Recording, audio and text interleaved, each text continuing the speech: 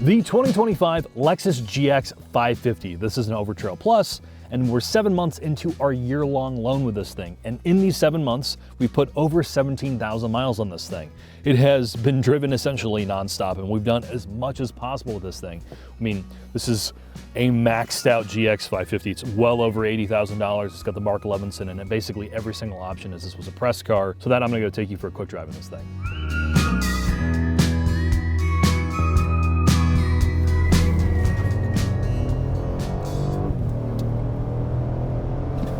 GX 550, Mark, our long-termer. I've had this thing for 7 months and I've put 18,000 miles on this thing. What are you doing with this thing? Dude, I love seeing you, so I just drive back and forth all the time. You can't bench press your way out of all your problems, Jack. So we've done a lot with the GX 550. This is a gym bro car, isn't it? This is either a gym bro car or a divorced Barrington mom car, and deep down on both of those things. Yeah. So we're good to go. So let's just refresh this for the audience. Why did you pick this as a long-term car? Because I think this is the best product Lexus makes. I think it's the thing that has the strongest identity out of their entire product portfolio. It's a vehicle that I think actually competes well in its space. Like the RX and the TX and even the ES now, that particularly that it's going away and you have no idea what the ES is going to be like in the future, I don't think are necessarily standouts in this class. Their ES was in its own sort of Lexus-y way, but the other SUVs not so much. And the LX is bad.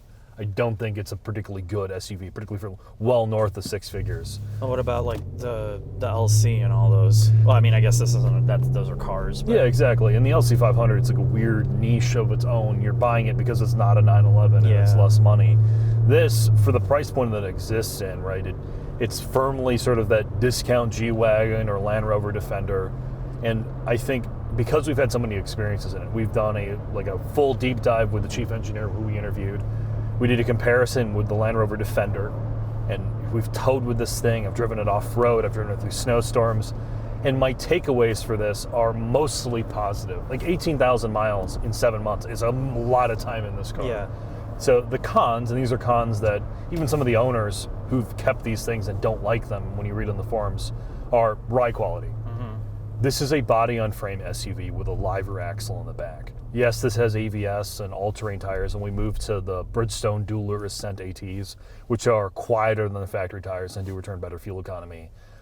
You always notice a live rear axle. It always skips and bumps over like large impacts. Isn't this the Timberland edition? It's the Overtrail Plus. Oh, sorry, yeah. The Overtrail Plus. I got an extra inch. Yeah. So how do you think? Do you regret having the Rock Creek version, or do you want? Dude, that's a Nissan. Oh, sorry. How dare you? No, I think this is perfect. Look, I am. But does the Woodland version make it ride worse? You mean Overtrail? Oh. Does it make it ride worse than the regular? No, it's soft. Okay. It's ultra soft. Like, this does not have particularly great body control, but we did shoot a comparison with two of our other favorite sort of family-oriented off-road truck SUVs, which will be coming out later this month. I think what this does, in short, is it, despite not having particularly great body control, and the front of this always feels large, it does feel nimble. We drove this on the track at Autobahn, and it rotates. It has some level of fun to drive, and a big asterisk there in this thing that I do like. I think that's the thing it doesn't do well on the road, is it doesn't shrink itself down. It feels immense on the road. Oh, it's huge. And it feels boxy and it feels overbearing, but it's so nimble when the pavement, when you get off pavement into ice, slip, snow, dirt, gravel, that's when the dynamics of the car shrink itself down, and it does things that you wouldn't expect it to do. So if you happen to be using this for its intended purpose, so if you're in Colorado or in a state where it's constant chaos, and it's not just concrete maximum grip pavement, you're going to appreciate it more than just doing what we're doing. Because to me, as I've been in this thing more and driven it and been in you like it less? I just don't like it as a highway car. I would rather be in anything else. So here, the pro, before I get into the rest of the cons, this dude, I feel like a superhero driving this thing in bad weather. And all the cars that I own, personally own, the Camaro, the Z06, and any of the cars that we're in together, I'm worried about road debris Yeah. and like bad pavement and getting in and out of driveways. I don't worry about anything in this thing. Zero concern. Zero concern in bad weather. And it's enormous on the inside, at least in physical space. That right? I get, because for me, like driving my F50 or my F1. Yeah, the life of a YouTuber, clearly. Yeah, so like getting out of those cars, I could see where you would definitely like the safety and stability of this. And my wife put a 10-foot Christmas tree in this thing, right? Enormous. That part of it it does that well. The dog likes being in the backseat of this thing. Yeah. The cons. It is definitely family friendly for sure. Fuel economy is abysmal. Mm-hmm. Abysmal. 17.4 on a long drive. That is the best you're getting at like 80, 85 miles an hour. In the city, 15, 14 miles per gallon. And how's the winter been? How much is it decimated fuel economy? Not much. Really? Really, it's not that bad, to be honest. Maybe half a mile per gallon. Okay. So that's not so bad.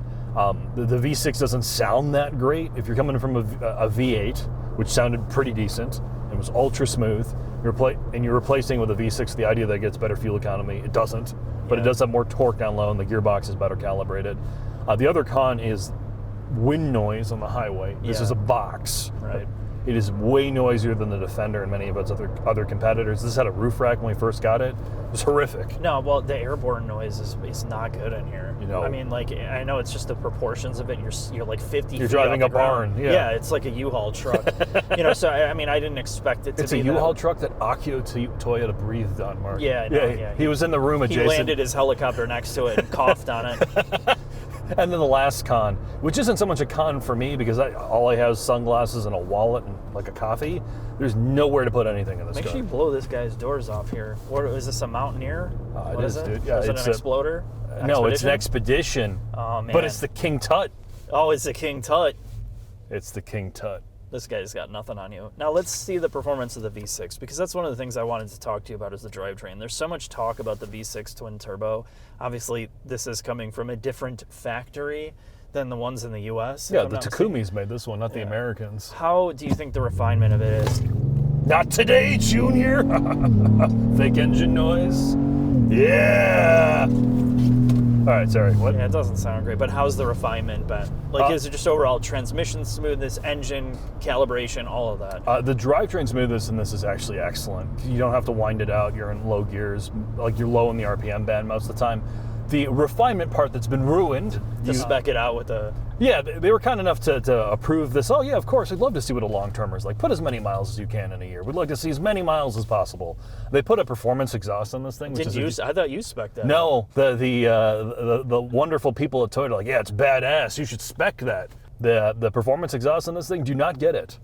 It sounds like a Nissan Z is like trapped underneath your vehicle behind you at all times. At low RPM, it's always there. It's always like, it's so noisy. See, that's the thing that confuses me about this car, because it's like this luxury box, but it doesn't do some of the luxury box things as well. Like, I guess my expectation going into this being in it more is I thought it would be more refined Truck. as a truck, like more isolated out, and it's still...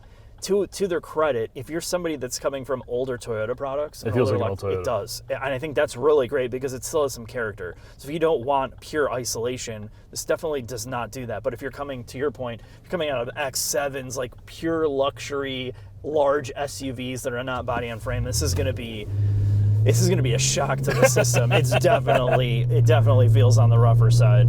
It also tows well. I know we're sort of all over the place, but this thing tows up to 9,000 pounds, and I towed a full-size like Tacoma TRD Pro with this thing. Yeah. I towed a trailer from Illinois to Michigan to help somebody move. Like I've done a lot with this thing, and the utility of this I appreciate. I like the way it looks. I know that's a vanity piece, but I do really like the way this thing overall looks, and for what it is, fully acknowledging that this is a live rear axle truck thing, I think it's not the worst thing to drive. So let's kind of sum this up where you're at with it. Who would you recommend this vehicle for? Like, honestly, like, who is this for from your driving? Who could you sell it to? It ain't me, for sure. No, that is very valid. So there's a lifestyle element of this, right? This thing is the apocalypse mobile. If you live in an area with bad weather, snow, you're ever worried about it. Like, I spent a lot of time in Michigan with this thing in the winter.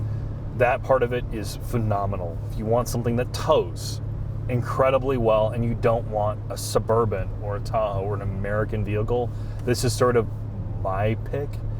If you're someone who's looking for the ultimate refined vehicle, this is not that. Absolutely not that. You gotta like the truck. You gotta like the 4Runner, the Land Cruiser thing, and you have to be okay with the V6. I personally, again, I'm not responsible for this thing past the year unless I buy it out, but I like this largely more than the old GX. I know that sounds odd, but I think it's a better driving car other than the lack of the V8.